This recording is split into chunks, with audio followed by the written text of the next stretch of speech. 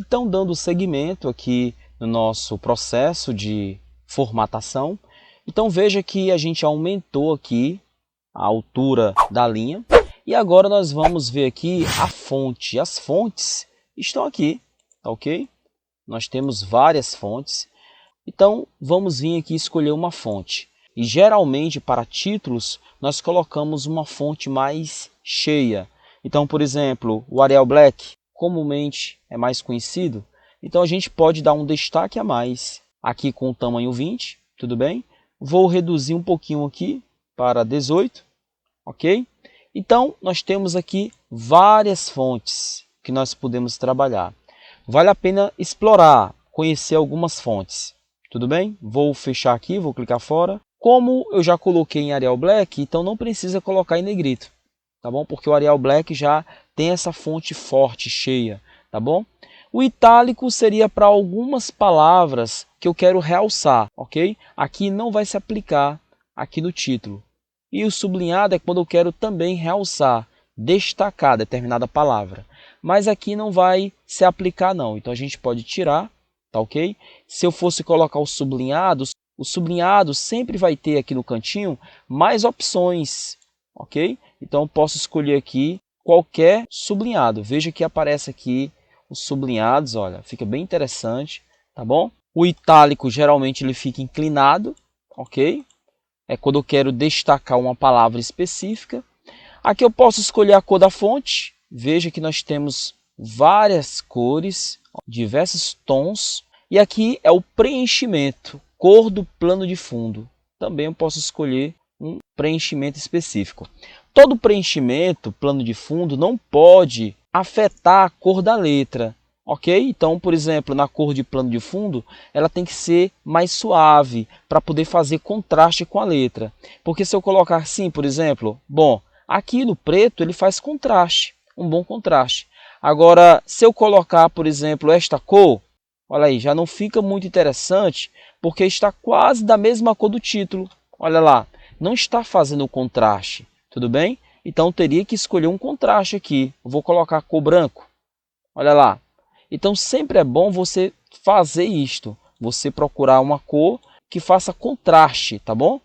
Ok? Então, eu vou colocar aqui um cinza, um tom cinza mais suave. Deixa-me ver. Olha lá. Deixo assim o cinza desta forma, tá bom? Nós temos os alinhamentos aqui na horizontal. Então, nós temos aqui o alinhar à esquerda. Nós temos o centralizar, que é o Ctrl E. Olha lá, Ctrl R, ok? Vou centralizar e vou ampliar mais ainda um pouquinho aqui a altura. Por que eu ampliei? Para poder dar um exemplo dos outros alinhamentos. Então, por exemplo, se eu clicar aqui, alinhar em cima, então o título fica lá no topo, aqui em relação a este bloco que nós mesclamos. Se eu clicar aqui embaixo, alinhar embaixo, olha lá, e alinhar o meio, tá bom? Então, meu motivo de ampliar a altura da linha foi para poder dar um exemplo destas ferramentas. Aqui eu tenho o botão moldar texto. Toda vez que você digitar ali um texto específico e você quiser colocar em duas linhas, fazer uma quebra de linha, então é o moldar texto. Por exemplo, eu vou clicar aqui do lado, e vou colocar o nome treinamento de Calc. Veja que passou, não foi? Então eu posso clicar aqui em cima, e se eu clicar no botão moldar texto, olha lá, ele deu uma quebra de linha. Vou clicar de novo, então ele tirou a quebra. Tá ok? Vou apagar aqui, treinamento de Calc. Então, moldar texto vai servir para isto, ok? Em seguida, nós temos aqui o botão que nós já utilizamos, que foi o mesclar e centralizar. Nós temos aqui este botão que nós vamos já dar a demonstração. E nós temos este, olha, desmesclar células. Se eu clicar, voltou as células, desfez. Se eu clicar aqui, mesclar e centralizar, ele mescla. É claro que para poder desfazer, eu posso clicar neste botão aqui uma outra vez. Olha lá, tanto faz. Ou aqui, tudo bem? Vou mesclar aqui novamente, ok? Já a gente vai dar uma exemplificação deste botão. Em seguida, nós temos aqui o formatar como moeda. Então, por exemplo, eu vou selecionar aqui os valores. Selecionei tudo.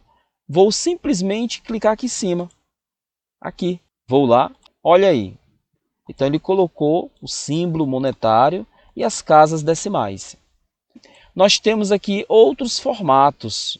mas o nosso formato vai ser este, ok? Vou clicar aqui. Nós temos aqui algumas outras opções. Então, por exemplo, eu vou clicar aqui e vou colocar 0,1. Vou dar um Enter. Aqui seria 10% em decimal.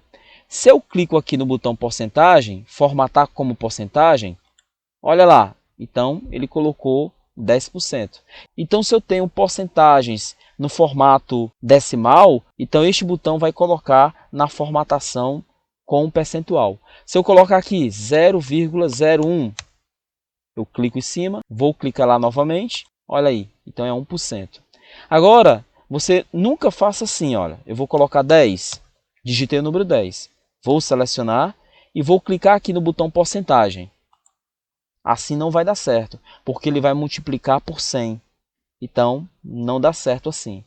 Então, se você vai colocar vários números no formato percentual, você vai olhar aqui, por exemplo, para o bloco. Eu vou digitar aqui. Então, tu seleciona já previamente aquele bloco e você já pode colocar aqui no formato de porcentagem. Eu vou clicar, olha só, cliquei, já deixei este bloco no formato de porcentagem.